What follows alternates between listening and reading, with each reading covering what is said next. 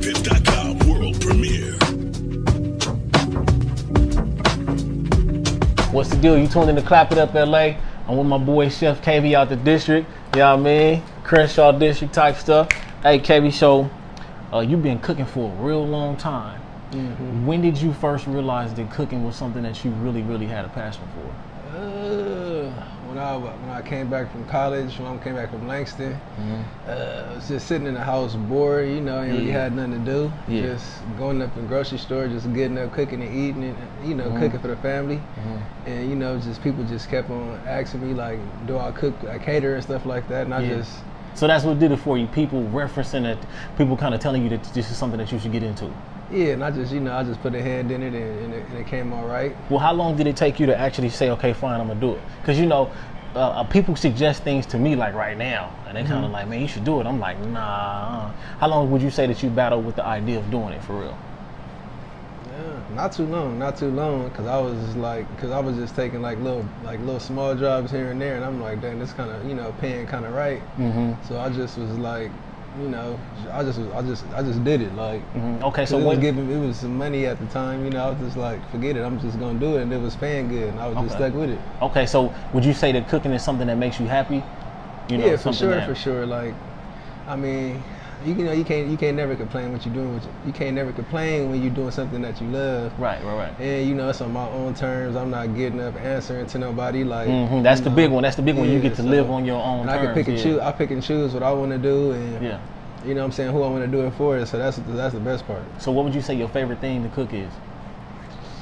Probably like macaroni and cheese. I don't know. I just like making macaroni and cheese because my household love macaroni and cheese. Facts. That's what we grew up on. Yeah. That's like that's a big time dish. If you mess up the macaroni and cheese, you mess up the macaroni and cheese, you might as well, you liable to get us cut up in the house. So I mean, I seen that you were able to cook for Nip. You know what I'm saying? Rest in peace to Nip. What is it like getting a call or being able to get the opportunity to cook for somebody on a stature like that? You know, like.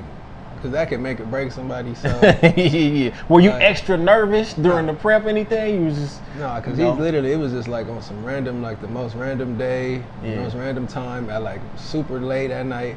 And luckily I was in the valley. I was close to him, and I had most of the stuff in the refrigerator already. So I just went in and cooked it up. Boom, you know, took it.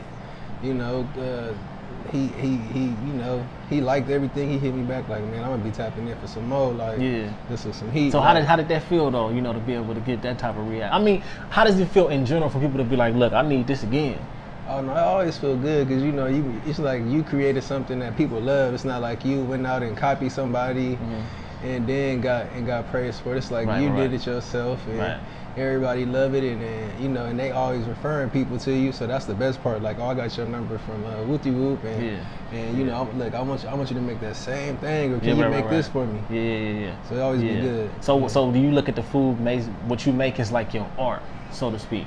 Because you got to put your time and your heart. And so how? Let me ask you this, because I know a lot of people. This was a different lane for me because I started seeing, you know, people becoming chefs, and I started to see this thing. What would you say is the most overwhelming thing? Because you know, you probably got order after order after order coming in.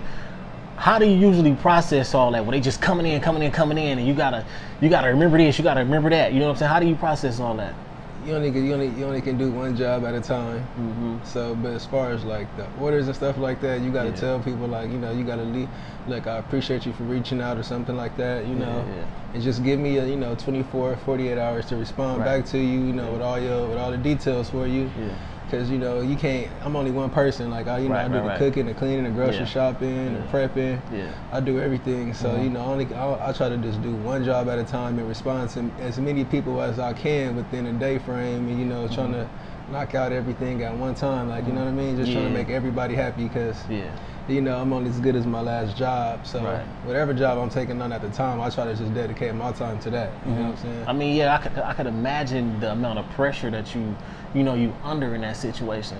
Cause I mean, it ain't pressure. No, it don't be no pressure because I mean, you already know what you're getting your hands into. So it's like, you know what I'm saying? Because that's why you choose what you can handle. Like, you know what I'm saying? It's not like That's me by myself. I'm cooking for 250 people. Then it'd be like, like I'll have to get a team together. But you know, for the most part, I mean, I pretty much can handle every job I can take on. And then, you know, when I do need help, it's always help there. People always want to help. You know, I got a lot of supporters. That's one thing I can say. A lot of people always been willing to support me. Shout out to the supporters, man. Shout out to the supporters. Appreciate y'all, for real. But yeah, I got, like, you know, everybody in the district always, they be always saying, like, you know, if you ever need my help, I'm willing to help, you know, chopping and help cleaning up, just let me know. I'm always a call away, so I always be appreciating it. Okay. So what was the biggest group that you cooked for so far? Because I know you've done catering, you did all of this. So One of the biggest group I ever cooked for, probably, I did a taco party one time for probably about 150 people. Yeah, it was just me, one of my partners. You know, but yeah, we knocked that out smooth. It was a great night. Everybody enjoyed everything, and you know what I'm saying. And I'll still get people hit me up for tacos today, so I guess it was all great. Yeah, it was all good. Okay, so let me ask you this: what's something that you would tell somebody who's trying to get into this game that may not know much? You know, I'm trying to cook too, bro. Like, how do you get this stuff done, or how did you begin cooking, and what helped you? Really, you know, experimenting. You know, that's the best way for me. I feel like the best way is just experimenting. You know, in the kitchen, just trying to learn what's your best part of you about cooking. Like, you know what I'm saying? Like, cause everybody got their own signature type of style they got. Just try to find yours and stick with it. And you know, if you can learn like the price of the food. Like, that's gonna be the biggest help. Like, okay, so where did you get your prices from? Like, is it somewhere you gotta study from? You talk to another chef? How does that work? You know, I just like I said, I jumped into it, so and I just had to learn through trial and error, like through like, dang. Have you ever felt like you undercharged somebody? It was like, oh my that's God. What I'm saying.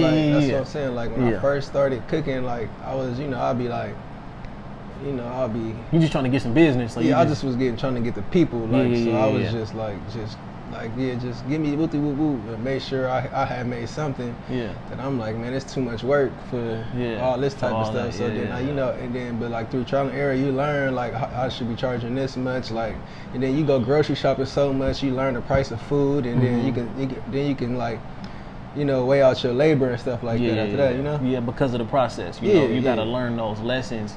Especially, it's a crucial moment for you to learn these lessons when you learn them, so that when you really get there where you need to be, you ain't got to go through that no more. And so, you know, when you deal with the pricing, because you had to finally tell somebody, look, this is what I'm charging for this. You know, do you ever think like, damn, what if they don't take it? You ever think about that? No. At first I did, but now it's like Jay-Z said, you got to set your price and live your life. Fact. If you don't know like what your worth is, then nobody ever accept it. Like, so facts. You got to stand on that. If you charging that, you got to stand on it and stay firm about it. You know what I'm saying? And it's up to you to negotiate if you want to or not. You know? I feel that. So how often would you say that you practice on a specific thing? Like, how long did you actually practice on something before you actually put it out there? Like, okay, this is on the menu now. Probably like once. Once, and you got it down pat. Yeah, I mean, I ain't like, you know, I'll just be like, you know, you did it once, I can do it again. Yeah, like, you know, I'll try it out, and if it come out fire, that's, you know, this is what it is. We going with it. This, I know. All right, we throwing that on there. Yeah, no, I feel that because, you know, like I said, chefs be freestyling stuff, and I done seen some blueberry barbecue wings, all kind of different little stuff. I ain't doing nothing freaky like that. Like, I'm gonna do something that's neutral for everybody. You know, you gotta step out your comfort zone, like, a lot. Okay, I want to get into that too. Like, what dish would you say is stepping out your comfort zone? Stepping out my comfort zone would probably be like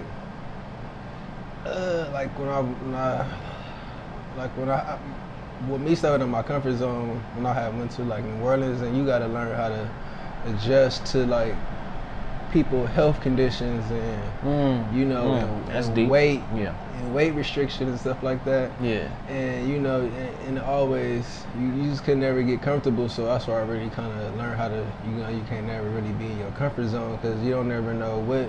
Everybody different, so you can't just be comfortable with everybody. Like, you know what I'm saying? Okay. So, I never heard of that before, to where it's like, okay, but you got to consider these people health conditions. When you knew that you were faced with that, what did that make you, like, did you become nervous about that, or were you just kind of like, hey, I got to pay attention? Is that something that you have went through multiple times?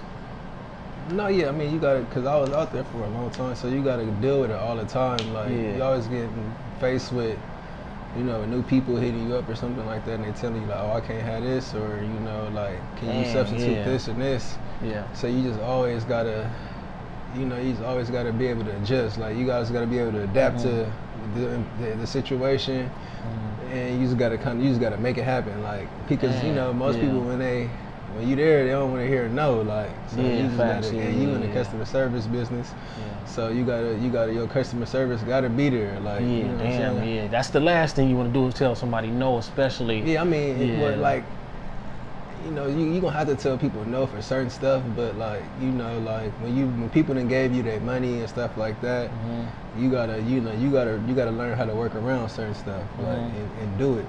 Like, it's just the bottom line. That's just what it is. But that's life, though. You know what I'm saying? You got to be able to make those adjustments, and that's really big. That the fact that you understand that, even to go that deep into there. So when you first started catering, because I would imagine your first time catering, what was that experience like for you? And do you enjoy catering? Yeah, I do enjoy catering. Because I like interacting with people. I love like just seeing like reactions of people and just the crowd of people eating and stuff like that. So but like my first experience was this was a long time ago. It was like my first one. It was a lady just hit me up. She just hit me up like, look, somebody told me you know how to cook. I'm having a small party. Look, I got this budget. Are you willing to do it? And I just, I just wanted to do it. Yeah, you just wanted. And I did it. I ain't gonna lie, I was more excited than anything. I wasn't like nervous or nothing. I was just more excited that somebody wanted me to cook for their party. So I just was like, the excitement was there for more than anything. Yeah. Okay, so you remember how you felt after that? Because like for me specifically, I remember the first time I spoke, I was nervous as hell, but after I was done, I felt like I had bought on the football game. So does cooking make you feel like that? Like, man, I just did my shit. Like, this is me. Oh no, yeah, most definitely. Like, cause then like, it's always like the after effect for me. Yeah. It's always the when you people, it's always like the interaction people give you. Like, dang, you the chef? Like, oh, you cook that? You got a business card or you got an IG? Like, I'm having a party for my daughter's 16th birthday or something. And they always just be like, look, I want you to do something. Can you do your do you want to do this? And you'd be like, yeah, look, this my info, just hit me up. You know what, and it's beautiful when you get into that, because it's like, damn, they really like what I'm doing. You know what I'm saying? They really see what's going on. So let me ask you this: have you experienced something discouraging that almost made you say, you know what, I ain't even finna cook no more? Have you ever went through anything like that? No, I haven't ever really had like nothing like that made me want to like quit. I never had anything that made me want to quit, like, or something that was just super challenging that was like, how am I gonna make it through this? I mean, because we all go through ups and downs whatever we're doing. It's something. It's always some. Different times through life or something. Stuff different, like life situations happen, and you might have to slow up or something like that. But like, I didn't slow it up before, and like, I ain't gonna like business have got slow before, like in the past. Well, okay, when business gets slow, what do what's your thought process in that? Because right then and there, it's easy to just be like, all right, fuck it, this ain't working. You're an independent contractor, so like, you gotta. But you can't never have just like, you always gotta try to make money for some type of way, like especially being a grown man. You gotta make it happen. So you gotta just figure it out. Like, you can't stop because the business stopped. You gotta still go figure something out. I mean, and then at the same time, that's when you need to stay true to it. Especially when it gets slow. It's like, I mean, if this really what you want. Yeah, but like, that's the good thing about cooking. Like, you can cater, you can sell plates, you can do like personal cooking. You know, cooking for people for personal, like personal reasons and stuff like that. So it's not just one lane with cooking. It's like multiple. Facts, and then you can meal prep. Yeah. So it's like if catering's slow, like dang. All right, look, I'm about to go sell some plates. Yeah. Dang, I don't feel like sending no plates. Look, I got somebody just hit me up, asked me, can I go cook for him and his wife for like a week or something? So I'm gonna go do that. Like, so it's always a lane. Like, it's not like one dimensional. Like, so since you've been cooking, how much have you been able to travel with this? Oh yeah, I didn't travel a lot. Like, I done been to a couple places. You know, and I'm blessed because of it. You know, cooking it took me to a lot of places. I done met a lot of people. Yeah, you know, and I'm grateful for that. You know, I mean, without cooking, I probably wouldn't have done half of the stuff that I've been doing now. Like, ain't that something? Cooking and took you to places you never even imagined. So you know, I remember, you know, when you talk about doing plates, because you know what, I never really realized that, you know, a chef has so many lanes, like you mentioned it right now. So I remember back, man, probably about a couple years ago, 4 or 5 years ago, you was doing the burritos over there. You know what I'm saying? And the burritos was fire too. Burritos was fired in the mug. But what you know, what made you think about just doing the burritos at that point in time you was doing? You was doing it for a hot minute, wasn't you? Yeah, I was doing it for a minute. That's when I was working at the time at public storage, and you know, I was just like, dang, you know, the 9-to-5 job wasn't bringing in. Wasn't it for you, huh? You know, yes. I mean, speak on that, like. And I had to, you know, that's just a way. It was a way, like, for me to get like some side money and just build up clientele and just put myself out there. And I just built up built up clientele and just you know, like, through the social media way, and just so people know that I cook and they can just try my food. And I just was like, every week I might do burritos this week, I might do some soul food the different week, or seafood, whatever. Right. Just so people can like know, like, I cook different type of stuff. So like, now people just hit me up like, oh, he know how to do this. Like, it ain't no questions. Right. Yeah, that's some good stuff. Because you, like you said, it's all about some way I got to make some money off of this. So, what chef would you say that you inspires you? I like, you know, a show. I used to watch Emeril Lagasse. I don't know who that dude is. Emeril Lagasse, I remember when I was a kid, my grandma used to make me she used to watch the cooking show, and she used to watch me sometimes. So I used to have to just watch Emeril Lagasse all the time. So I just remember him cooking in the kitchen going bang. but I, you know, a chef, I like Chef Roble. Okay. He like I be watching his stuff. He be making some tight stuff, and then and, you know, but this is one show that I like watching. This one show, this cooking show called Triple D. It just, you know, it's about like all different type of little restaurants all over the U.S. And I always just give different type of ideas, or just like, you know, where different walks of life and food, like aspects, and it just always give you good ideas and stuff like that.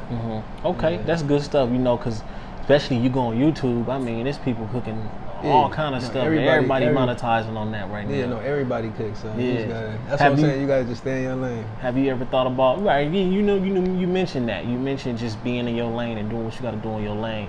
Have you ever thought about doing any YouTube thing, or you ever thought about that? I mean, a lot of people always tell me like to do like the YouTube and like TikTok and stuff like that. I don't know, I just ain't never. You don't seem like a camera dude. Yeah, like you want to be in front of the camera, like you a background type of nigga. I'm never. Kavy gonna pull up in the Lambo truck, all background. You ain't where Kavy get that from? Shit, bro. You know, I'm just doing my thing. Type. I don't know. I just ain't never been into like the. Like, you know, just like videotaping on stuff like that. I don't know. Yeah, no, I mean, I feel you, bro. You know that about yourself. I mean, do what makes you comfortable at the end of the day. Yeah. So what is your biggest goal with your cooking? Do you want to actually have a restaurant one day? You know, what is it that you let's start. What's your next biggest goal right now? My next biggest goal is again like an everyday business where people can pull up and just get some food. Like, you know, they just just pull up and it's food. You know, like we got a little restaurant. it's like a grab and go type of spot. Yeah. Okay. And you can just get it and go, you know. And it's like 7 days a week, you know. We just in the kitchen going up, and people just pulling up, you know, creating a good vibe for people to come and enjoy some good food. So kind of like one of the, like a stand or something like that. People order that like a burger stand or something like that. A little bit more than a little bit more than a burger stand, you know, like you know, just a nice storefront. Something solid. Okay, so what's your biggest goal? You know, you want to have. I mean, shit, bro. If you dream big, dream big. You want to have like a Hell's Kitchen one day, like Gordon Ramsay. Sure. You for sure want to have that's everybody. I feel like that's everybody goes to have like a restaurant, you know, where you know you fine dining or something like that. You know, be it like or just you know be able to create a franchise where you can like people can go state to state and enjoy your food, like you know. Okay, and also another thing, like I noticed that you eat at a lot of places. When you eat at these restaurants, do you ever kind of like, are you the type of nigga that can taste seasoning? Because it'd be like people, like chefs be able to taste the seasoning that they can tell you niggas paprika up in here, all the different things. Can you do that? Yeah, I know. I for sure can tell you like, that's oh yeah, crazy. Like, or I can like eat I can eat some stuff sometimes and be like, oh yeah, I'm for sure I can for sure make this like. Okay, so have you went to a restaurant one day and just came back home like I'm gonna make this right now? I actually saw you did your own little chicken sandwich, doing the whole little chicken sandwich hype with Popeyes and all that. Yeah, that's easy. I remember like my first time doing something like that. I remember, you know, I don't care. Everybody loved Cheesecake Factory Buffalo Blast. I remember when we You made them? I remember when I like, you know, when I was like younger though. Like I was like, man, we about to make these Buffalo Blasts at the house and we eat these all the time. But what is that? That's chicken? Because however they flour it, it seems like it's real lightly, you know, flour light, you know. Then you know some shredded chicken, you know, you put your buffalo sauce, that blue cheese on there. I don't know if you get that blue cheese. That blue cheese, man. Oh yeah, blue cheese be good. Woo, that hot sauce that they got is real good. Let me ask you, do you know how to make your own sauce? Yeah. You know how to make like a hot sauce or a barbecue sauce, anything? Oh yeah, I know how to do what sauces have you personally made from scratch yourself? I make like my own. Like right now, I make my own garlic butter sauces for like my seafoods and like all just like I make a whole lot of different type of little sauces. Damn, yeah. See just, that? You know, that's like a good one to really master, like you know like marinades and stuff like that. For like I'm really into like the marinades. Like, like your chicken, seafood, and like you know like your beef and stuff like that. Yeah, that's what I'm really into, like the marinades. Yeah. See, that's different. You know, learning how to make your own sauce from scratch. Okay, what else do you make from scratch? What else can you make from scratch? I mean, everything I pretty make is from scratch. Because you know people be making these biscuits from scratch, and I'll be like, dog, I ain't got the time for all that. You know what I'm saying? Yeah, that's why, you know, I mean, like if you got a job, I mean, you make time. Like, you know, it's not just a day process. Sometimes you gotta, you know, it's a day before process. You know, you might have to sit at the house the day before and prep up most of the stuff, like chop and, you know, cook the dough this day or do this day, and then because sometimes some jobs don't require it's just a one day thing. You ain't, you know, sometimes not enough time in the day to do certain stuff. You know what I'm saying? Yeah. Now I can understand that's where, you know, you can have that situation where you're like, all right, I can't do that today. You know what I'm saying? That's it. But check this out, man. I'm here with my boy Chef Kavy. You know, Clap It Up LA, man.